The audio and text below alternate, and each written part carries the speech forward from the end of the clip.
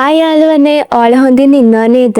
අද මම ඔයාලට අරන් ඉන්නේ Battle Through the Heavens Season 5 කතා මාලාවේ 199 වෙනි කතාංගය. කතාවට යන්න කලින් මගේ යාළුවෝ හැමෝම channel එක subscribe කරලා මගේ වීඩියෝ කොහොමද කියලා පොඩි comment එකක් දාගෙන යන්න.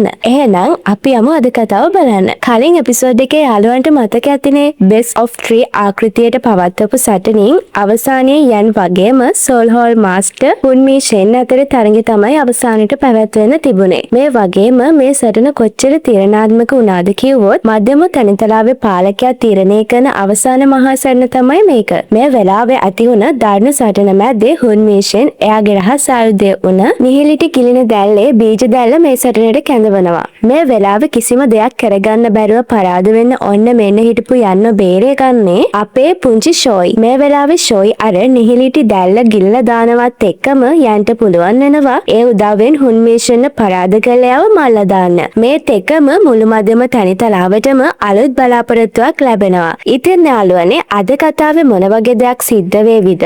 අපි ඒක අද එපිසෝඩ් එකෙන් බලමු එහෙනම්. කතාව පටන් ගන්නවත් එක්කම අපිට පෙන්නන්නේ වර්තමාන සයි මැන්ෂන් සන්ධානය එහෙමත් නැත්නම් ෆෝලන් ස්ටාර් පැවිලියන් එක. මේ වෙලාවේ මාස්ටර් ෆොන් වගේම ටියන් හුවෝ ඇතුළු එලයන්ස් එකේ කට්ටිය ගොඩාක් කුතුහලයෙන් තමයි ඉන්නේ. ඒත් එක්කම මෙතන අවකාශයෙන් ස්පේස් ෂිප් වගේක් මතුවෙනවා. ඒ ෂෝයන් එයාලා ආපහු ඇවිල්ලා. ටියන් හුවෝ මෙහෙම කියනවත් එක්කම මෙතනට ආපු යන් හැමෝටම ඇහෙන්න අපි දින්න කියලා හයියෙන් කෑ ගහනවා. මේත් එක්කම එලයන්ස් එකේ Young Alliance Master සහ වැඩිහිටියන්ට සුබ පැතුම් Sky Mansion සන්ධානයේ නිසකවම දිනනු ඇත. මධ්‍යම තනිතලාවේ පාලකයා Sky Mansion සන්ධානය කියලා කෑ ගහන්න ගන්නවා. මේත් එක්කම Sky Mansion සන්ධානය Soul Hall එක පරාද කළා කියන ආරංචිය මුළු මධ්‍යම තනිතලාව පුරාම පැතිරලා යනවා. ඒත් එක්කම Soul Hall එකට විරුද්ධ කණ්ඩායම් ගොඩක් මේ ආරංචියෙන් පස්සේ Alliance එකට බැඳෙන පටන් ගන්නවා. මේ හේතුව නිසා Alliance එකේ බලයත් එන්නම වැඩි වෙනවා. ඒ නිසා Soul Hall එකෙන් එන බලපෑමුත් ගොඩක් දුරට අඩු වෙන්න ගන්නවා. ඒත් එක්කම අපිට පෙන්නන්නේ පුරාණ ජෙඩ් එක අතේ තියාගෙන ඒකේ දිලිසෙන රතු පබළුව දිහා බලන් ඉන්න යන්නවා. මේ වෙලාවේ යන් තනියම හිතින් කල්පනා කරන ගමන් කියනවා තාත්තේ ඔයාගේ පුතා අසමත් වෙන මේ වෙලාවේදී පවා මට ඔයාව බේරගන්න බැරි වුණා. යන් මෙහෙම කල්පනා කර කර ඉන්නවත් එක්කම මෙතනට එන යාවෝ චෙන් යන්ගේ කරට අත තියලා කියනවා ඔයාගේ තාත්තා හිර කරලා තියෙන ස්ථානය හොයාගන්න දැනටමත් මම කට්ටියවල තියෙන්නේ. අපිට ආරංචියක් ලැබුණ ගමන්ම අපි ඔහුව බේරගමු. මේ වෙලාවේ මේක අහපු යන්යාවෝ චෙන්ට ස්තුති කරනවා. ඒත් එක්කම අපිට ගොඩක් සාමකාමී පරිසරයක පොතක් කියවන ගමන් ඉන්න තරුණ පුද්ගලයෙක් පෙන්නනවා. ඒකම මෙතනට ලිපියක් අරගෙන පොඩි ළමයෙක් ඇවිදන් එනවා. මේ වෙලාවේ අර පොඩි ළමයා ලිපිය තියලා යනවත් එක්කම ඒක කියවන මේ තරුණයා කියනවා ෂෝයන් ඒ පිරිහිලා යන ෂෝක්ලෑන් එක මම අවතක්සේරු කළා වගේ කියලා. මෙහෙම කියලා මේ පුද්ගලයා එයා ඉන්න කුටියෙන් එළියට යනවත් එක්කම වටේ ඉන්න මිනිස්සු හැම කෙනෙක්ම මේ පුද්ගලයාත් එක්ක ගොඩක් ප්‍රියමනාප විදිහට කතා කරනවා. බැලු බැල්මට නම් මෙයා ගොඩක් හොඳ කෙනෙක් වගේ. මේ වෙලාවේ මෙහෙම ඇවිදන් යන ගමන් ඉන්න මේ තරුණයාට වටපිටාවෙන් දේවල් ඇහෙන්න ගන්නවා. අහස් මන්දිරේ නැගී සිටි සෝල් ශාලාව වැටේ. මුළු භූමියම බෙර වාදනය කරයි. රාත්‍රීන් සාමකාමී දෙවියන්ට ස්තුතියි. මේ වෙලාවේ එක තැනක නැවතුන අර තරුණ පුද්ගලයා අහස ඇත්තටම පැහැදිලි වෙන්න පටන් අරන් කියලා එයාගේ අතේ තිබ්බ අවාන අනිත් අතට තට්ටු කරනවත් එක්කම මෙතන අහස අඳුරු වෙලා එක්තරා ෆෝමේෂන් එකක් ක්‍රියාත්මක වෙන්න ගන්නවා. මේ වෙලාවේ මේ ෆෝමේෂන් එක මෙතන ඉන්න මිනිස්සු හැම කෙනෙකුම මරලා එයාගේ ආත්ම අර ෆෝමේෂන් එකට ඇදලා ගන්නවා. මේ වෙලාවේ අර තරුණයා මේ මැරිලා යන මිනිස්සු මැදින් ඉස්සරහට යන ගමන් කියනවා ෂෝෂුවන් ඇත්තටම ඔහු ආපහු ජීවිතයට ඇවිත් මට විරුද්ධ වුණා නම් සමහර විට මම තවමත් ටිකක් උනන්දු වේවි. ඒත් ෂෝයන් ඔබ ෂෝෂුවන්ගේ හෙවණැල්ල පස්සෙන්වත් යන්න බැරි ෂෝවංශයේ පැවතෙන එන කුණු ගොඩක් පමණයි. මෙහෙම කියනවත් එක්කම මේ පුද්ගලයා කොයිතරම්නම් කම්මැලි දෙයක්ද කියාගෙන විදුලි වේගයෙන් ඉස්සරහට යන්න ගන්නවා. ඒත් එක්කම එතන හිටපු අර මිනිස්සු සේරම කිසිම සලකුණක්වත් නැතිව විනාශ වෙලා යනවා. ඇත්තටම යාළුවනේ මේ පුද්ගලයා කවුද? අපේ කුතුහලය වැඩි වෙනවත් එක්කම වීඩියෝ එකේ අවසානයේට ඒක බලමු. හරි. ඔන්න යාළුවනේ ඊට පස්සේ අපිට පෙන්නන්නේ නිහිලිටි ඩෙවෝරියන් ෆ්ලේම් එකේ අර බීජ දැල්ල පිරිපහදු කර කර ඉන්න යන්ව. දූෂණ ශක්තිය වැඩි කිරීම අපහසු වෙන්න පුළුවන්. ඒත් මේ මාස 3 පුහුණුවීම් වලින් පස්සෙත් මගේ ශරීරයේ ඩූජී අඩු වෙන්න හේතුව හිතා ගන්න බෑ. මට පේන විදිහට ඒකට වග කියන්න ඕනේ මේ නෙහිලිටි ඩෙවෝරින් ෆ්ලේම් බීජය. එහෙම කියලා යෑන් අතේ තියෙන අර සීඩ් ෆ්ලේම් එක අපිට පෙන්නනවා. යාළුවනේ මේ වෙලාවේ මේක පබළුවක් වගේ ඝන වෙලා තමයි තියෙන්නේ. මේ ගැන විස්තරය දොන්හුවා එකේ නැති වුණත් නවල් එකේ ලොකු විස්තරයක් තියෙනවා. ඒක දැනගන්න කැමති අය නවල් එක කියවලා බලන්න. ඒක නිසා මම මේක ගැන කෙටියෙන් විස්තර කරන්නම්. යාළුවනේ මේ නෙහිලිටි ඩෙවෝරින් ෆ්ලේම් එක මිනිස්සෙට රිෆයින් කරන්න ගොඩක් අමාරු දෙයක්. මේක නිසා ඒ ෆ්ලේම් එක තියෙන කෙනාගේ ශරීරයේ තියෙන ඩූජී මේ ෆ්ලේම් එක විසින්ම උරා ගන්නවා. මේක නිසා මේ සීඩ් ෆ්ලේම් එක උනත් ළඟ තියාගන්න එක ලොකු අවදානමක්. හැබැයි ඉතින් අනිත් පැත්තෙන් ගත්තම වාසියකුත් තියෙනවා. කොහොම හරි කරලා මේක රිෆයින් කළා කියන්නකෝ. එතකොට මේ සීඩ් ෆ්ලේම් එකේ තියෙන හැකියාවන්ගෙන් ගොඩක් ඒ රිෆයින් කරන කෙනාටත් ලැබෙනවා. හරි, ඉතුරු ටික ඕන නවල් එකෙන් තමයි දැනගන්න වෙන්නේ. යාළුවන්ට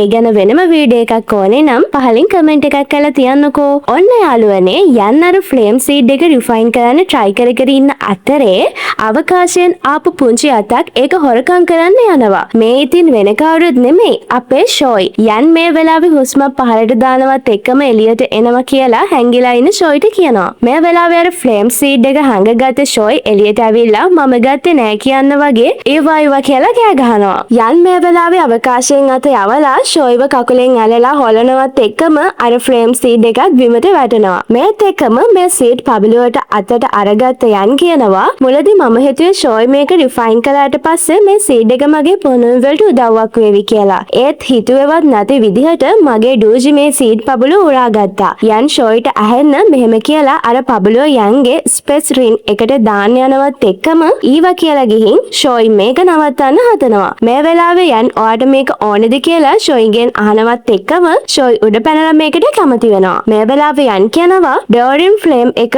ඔබට හානි කරයි කියලා බය වුන නිසා තමයි මම ඔයාට මේක දුන්නේ නැත්තේ. ෂෝයි මේක අහලා තරහින් ඉනට අත් දෙක තියාගෙන ඉන්නවද කියලා යන් කියනවා හරි මට මේකෙන් වැඩක් නැහැ. ඒක නිසා ඔයා මේක අරගෙන සෙල්ලම් කරන්න කියලා. යන් අර සීඩ් පබළුව ෂෝයිට දෙනවා. මේ වෙලාවේ උඩ පැනලා මේක අරගත්ත ෂෝයි ටිකක් උඩට ගිහින් ඒක ගිරලා දානවා. මේක දැකපු යන් ගොඩක් කලබල වුණත් මේ වෙලාවේ ෂෝයි කරන දේත් එක්ක යන් තේරුම් ගන්නවා ෂෝයි මේ ෆ්ලේම් සීඩ් එක පිරිපහදු කරන්න යනවා කියලා. මේත් එක්කම ෂෝයි අර ෆ්ලේම් සීඩ් එක පිරිපහදු කරනවා. මේ වෙලාවේ ගිලෙට් බමන ශක්තියට ෂෝයි මුද්‍රාවක් තියලා ඒක අවශෝෂණය කරන්න ගන්නවත් එක්කම ෂෝයිගේ නළලේ තිබ්බ පච්චය ටිකක් වෙනස් වෙනවා. මේ වෙලාවේ ෂෝයි මෙතන බ්ලැක් හෝල් එකක් මවලා වටේ තියෙන දේවල් වල ඩෝජී සාරි උරා ගන්නවා. යාළුවනේ මේ වෙලාවේ ෂෝයිට ලැබුණේ අර නෙහිලිටි ඩෝරින් ෆ්ලේම් එකේ හැකියාවක්. මේත් එක්කම අර ඩෝජී ශක්තිය ෂෝයි උරා ගන්නවත් එක්කම යන්ටත් මේකෙන් කොටසක් ලැබෙනවා. මේ වෙලාවේ යන් ෂෝයිට කතා කරලා අහනවා ඇත්තටම ඔයා එක දැන් රිෆයින් කළා නේද කියලා. මේ වෙලාවේ හෙන උජාරුවෙන් ඒවා ඉව කියලා ෂෝයි අහක බලා ගන්නවා. ඒත් එක්කම යන් කියනවා එහෙනම් ඔබ නෙහිලිට ගිල දැමීමේ දැල්ල ගිල දමන ශක්තිය ලබා ගත්තා. මම ඔබට බොරුවට චෝදනා කළේ.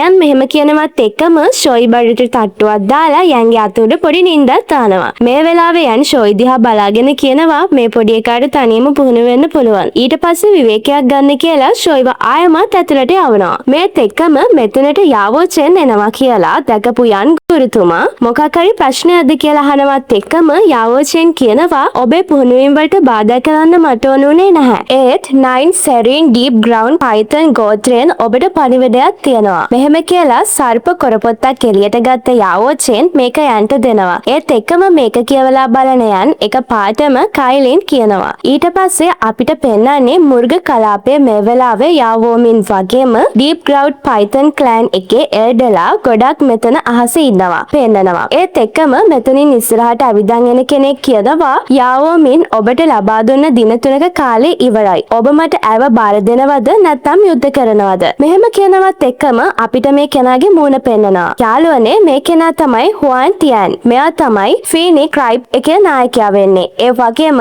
5 ස්ටාර් ඉහළම මට්ටමේ ඩූෂන් කෙනෙකුත් වෙනවා. ඒ කියන්නේ මේ කෙනා සෝල් මාස්ටර් තරම්ම බලවත්. මේ වෙලාවේ යාවෝමින් කියනවා යෙලෝ ස්ප්‍රින්ට් එකේ පුහුණු වෙන කෙනා ෂෝයන්ට සම්බන්ධයි. එහෙම එකේ ඔබ ඇව ස්පර්ශ කළොත් ෂෝයන් නිකන් ඉන්නේ නැති වේවි කියලා. මේ වෙලාවේ හුවන් ටියන් කියනවා ෂෝයන් මගේ පුතව පැහැරගත්තා. ඒ වගේම ගෝත්‍රයට තර්ජනය කළා. අපේ මුර්ග ගෝත්‍රයේ පියාපත් පවා ඔහු සතුවේ තියෙනවා. එහෙම එකේ ෂෝයන් දැනටමත් හෙවන්ලි ඩීමන් ෆීනික්ස් ස්ක්‍රයිබ් එකේ සතුරෙක් වෙලා ඉවරයි. ඉතින් ඔහු හිතනවාද ඔහු නිකන් ඉදීද නැද්ද කියන එක මට ප්‍රශ්නයක් වෙයි කියලා. යාවෝමින් ආයෙත් හිතලා බලන්න. මට ඔයාට තප්පර 3ක් දෙන්න පුළුවන් කියලා. ඔබ තාමත් මගේ යෝජනාව ප්‍රතික්ෂේප කරනවා නම් මම ඔබේ මුළු ගෝත්‍රයම විනාශ කළා දානවා කියලා ලොකු පීඩනයක් යාවෝමින්ගේ පැත්තට ඇති කරනවා. මේ වෙලාවේ යාවෝමින්ගේ පිටිපස්සේ හිටපු එල්ඩර් කෙනෙක් ඉස්සරහට ඇවිල්ලා කියනවා මේ පාර ෆීනික්ස් ගෝත්‍රයේ ප්‍රධානියම පෞද්ගලිකව මේ ප්‍රශ්නෙට සම්බන්ධ වෙලා තියෙනවා. තරු පහේ දූෂණ ශක්තියක් තියෙන ඔහුව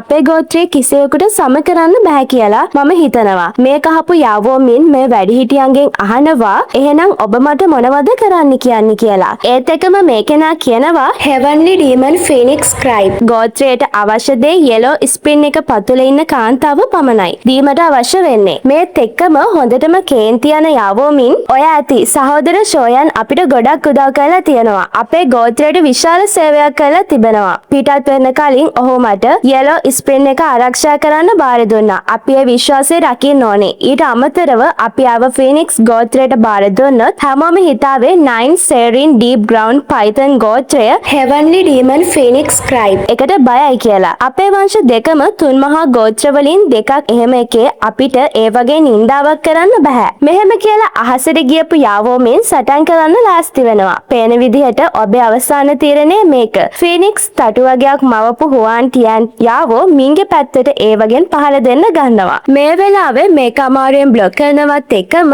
යාවෝමින්ගේ ආරක්ෂක පලිය බිඳලා යනවා. ඒත් එක්කම යාවෝමින් ළඟට එන හුවන් ටියන් යාවෝමින්ට පයින් පාරක් ගන්නවත් එක්කම එයා විසි වෙලා ගිහින් කන්දක් උඩට වැටෙනවා. ඒත් එක්කම හුවන් ටියන් යෙලෝ ස්පින් පතුලට පියාඹලා යනවා කියලා දැකපු යාවෝමින් ආයෙමත් එයාගේ ඉස්සරහින් මතලා පහර දෙන්න ගන්නවා. මේ වෙලාවේ හුවන් ටියන් යාවෝමින්ට පහර දෙනවා හොඳටම. මොකද යාවෝමින් තවමත් ඉන්නේ 4 ස්ටාර් දූෂණ මට්ටමේ. ඒක නිසා යාවෝමින්ට හුවන් ටියන් එක සටන් කරන්න කොහොමදවත් පුළුවන් කමක් නැහැ. මේ වෙලාවේ මේ සටනේ ප්‍රබල කම්පන අපේ කයිලින්ටත් දැනෙන්න ගන්නවා. ඒත් එකම තුවාල මැදුණත් යාවෝමින් එයාගේ ප්‍රබලම ප්‍රහාරයක් වන යෙලෝ ස්පින් පාම් කියන ප්‍රහාරය හුවන් ටියන්ගේ පැත්තට යවන්න ගන්නවා. ඒත් එකම හුවන් ටියන් මේ ප්‍රහාරය ලේසියෙන්ම විනාශ කරලා දානවා. මේ වෙලාවේ අර ෆීනික්ස් තටු වලින්ම හුවන් ටියන් යාවෝමින්ට පහර දීලා එයාව බිමට වටනවා. මේ වෙලාවේ එල්ඩලා ඔක්කොම ගෝත්‍රික මාස්ටර් කියලා කෑ ගහන්න ගන්නවා. ඒත් එක්කම යාවෝමින් ළඟට ඇවිල්ලා එයාව පාගන් ඉන්න ගමන් හුවන් ටියන් කියනවා මේ තරම් දුර්වලෙක් ඔයාලගේ ගෝත්‍රයේ නායකයා කියලා කියන්න තාමත් ඔයාලා එඩිතර වෙනවද? ඔබේ ඩීප් ග්‍රවුන්ඩ් පයිතන් ක්ලෑන් එක පරාද වෙලා අවසන් හුවන් ටියන් මෙහෙම කියනවත් එක්කම අමාරුවෙන් කෑ ගහන යාවෝමින් අර එල්ඩට කියනවා ඉක්මනින් සර්පතහඩු විශිෂ්ට සැකස්ම සාදන්න කියලා. මේ වෙලාවේ අර එල්ඩලා ඔක්කොම එකතු වෙලා ලොකු ෆෝමේෂන් එකක් හදන්න ගන්නවා. මේ වෙලාවේ එතන ඉන්න ග්‍රේට් එල්ඩ කියනවා ඔබ වගේ පිටස්තරයෙක් ඇවිල්ලා අපේ වංශ ප්‍රධානියාගේ හැකියාවන් විනිශ්චය කරන්නේ කොහොමද? අපේ ප්‍රධානියාට අපහාස කිරීමට ඔබට අනිවාර්යයෙන්ම අද දඩුවම් ලබා දෙනවා කියලා. මෙහෙම කියලා මෙතන ලොකු ස්පිරිචුවල් ඩීප් ග්‍රවුන්ඩ් පයිතන් කෙනෙක්ව මවනවා. ශක්තිමත් සංයුක්ත සටන් හැකියාවක් නොමැතිවීම කොච්චර කරුණාදායකද කියලා හුවන් ටියන් එයාගේ ක්ලෑන් එකේ අයිද ඉඟියක් දෙනවත් එක්කම පුරාණ ස්වර්ගීය ෆීනික්ස් සැකස්ම කියලා මෙතන ලොකු ෆීනික්ස් කෙනෙක්ව මවනවා. මේ වෙලාවේ අර ෆීනික්ස් වගේම ඩීප් ග්‍රවුන්ඩ් පයිතන් සටන් කරන්න ගන්නවා. මේ වෙලාවේ අර ස්පිරිචුවල් ෆීනික්ස් අර ඩීප් ග්‍රවුන්ඩ් පයිතන විනාශ කරලා දානවා. මේ තෙකම ආයමත් යාවෝමින්ව පයින් පාගෙන ගමන් ඉන්න හුවන් ටියන් කියනවා යාවෝමින් යෙලෝ ස්පින් එක ඇතුළේ ඉන්න කාන්තාව මම දැන් රැගෙන යන්නම්. එයාව බේරගන්න ඕන නම් ෂෝයන්ට තනියම ෆීනික්ස් ස්ක්‍රයිබ් එකට එන්න කියන්න කියලා. යාවෝමින්ට පයින් පාරක් ගහලා හුවන් ටියන් යෙලෝ ස්පින් එක පැත්තට යන්න පිටත් වෙනවා. මේ වෙලාවේ හොඳටම තුවාල වෙලා ඉන්න යාවෝමින් සිහ නැති වෙන්න ඔන්න මෙන්න තියෙදි කියනවා සහෝදර ෂෝයන් මම ඔබට දීපු පුරුද්දුව රකින්න මට බැරි වුණා කියලා. මේ තෙකම හුවන් ටියන් ඔයාගේ මුණ හරිම ලස්සනයි. අනුකම්පාවක් දැක්ුවේ නෑ කියලා මට දොස් කියන්න එපා. මේ හැමදේම ඔයා ෂෝයන්ගේ බිරිඳුන නිසා. මෙහෙම කියලා ෆීනික්ස් තටුවක් කයිලින්ගේ පැත්තට යවන්න ගන්නවා. යාළුවනේ මේ වෙලාවේ මේ ප්‍රහාරය වැදෙන්න ඔන්න මෙන්න තියෙදි මෙතනට ආපු ඩීමෝනික් ෆ්ලේම් එක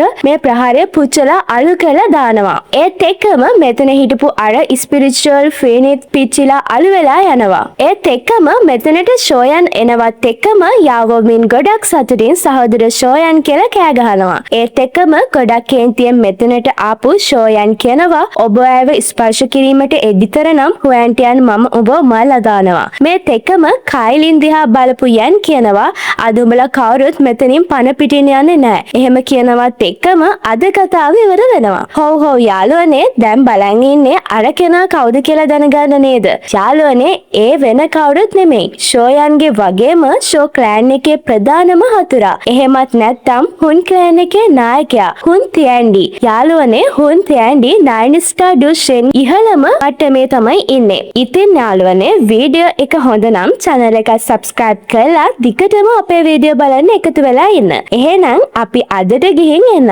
අපි අලුත් වීඩියෝ එකකින් එනකන් ඔයාලා හැමෝම පරිස්සමට ඉන්න ඕනි.